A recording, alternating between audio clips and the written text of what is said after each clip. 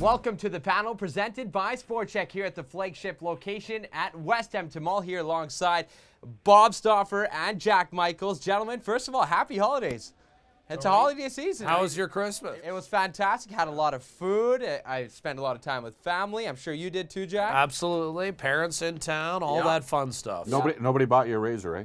Nobody bought me a razor, no, unfortunately. I didn't get one either. So.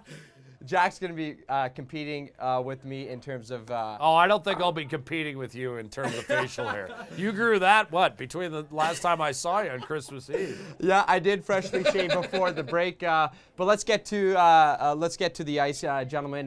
The Oilers making a move this morning, that involving Valentin Zykov, who was placed on waivers. Bob, just maybe touch on that. Yeah, on waivers for the purpose of assignment, and Ken Hitchcock has alluded to this, the fact that, there needs to be...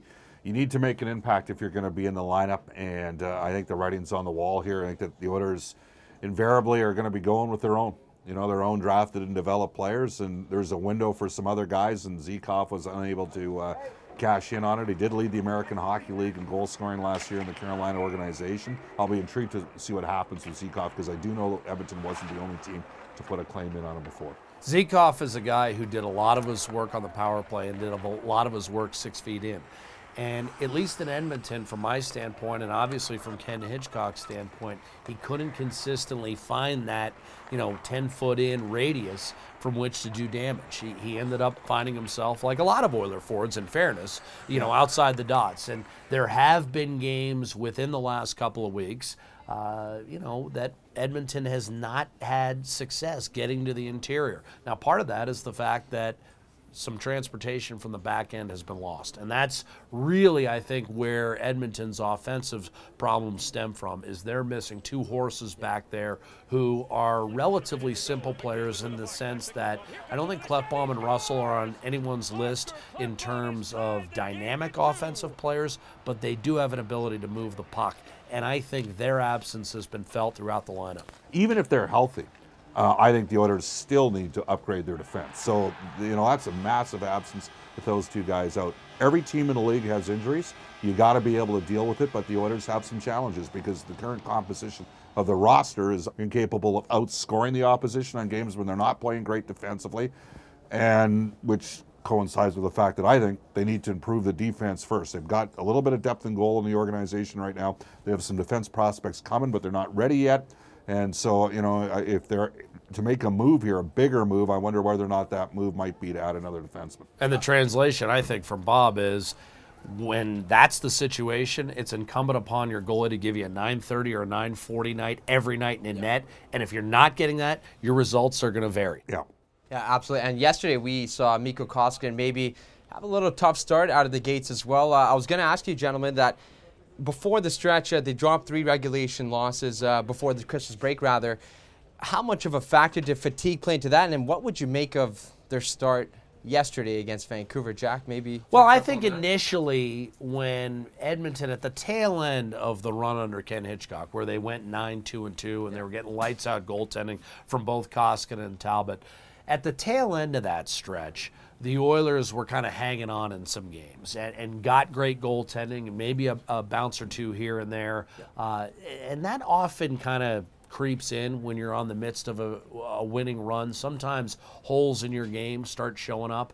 But for me, it started in Colorado when the two defensemen we were just talking about got banged up. That was the beginning of kind of the decline in Edmonton's overall game, and then ultimately its results. And I think those two injuries, it all stems from that. I don't necessarily think you could say it was fatigue in the loss to Tampa. Number one, you're playing the league's best team by a country mile right now. I mean, Tampa's got a 9-point lead on the rest of the league. So I don't think there's any shame in that defeat.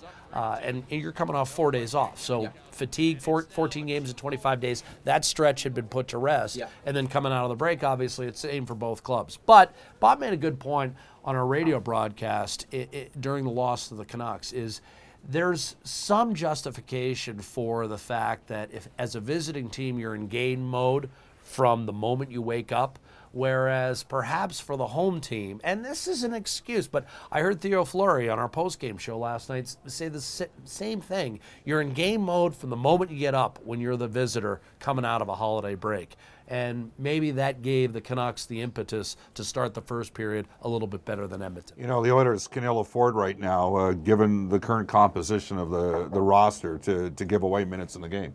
And that's what happened last night. I mean, Koskinen's been, for the most part, you know, really good all season long. He had a tough start, but there were breakdowns in terms of puck support from forwards and misreads from defensemen, and it ended up with 4 goals against in the opening period, and it was too much to overcome. So there's a lot of work to do here for Ken Hitchcock. They, you know, for sure they're going to get Jujhar Khaira back against San Jose. He is, you know, it's interesting who's sort of prospered under Hitchcock, right? Yes, Puljujärvi and Jujhar Khaira. Oilers fans should be excited about that. Again, Oilers drafted and developed players.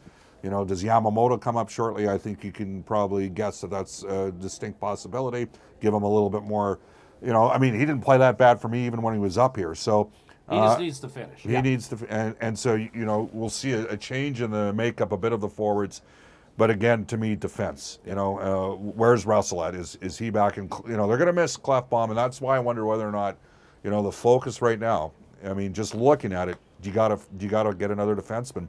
And if you're going to get a defenseman with term, you're talking a really good pick. And this isn't the deepest draft in the back half of the first round. I'll just throw that out there right now.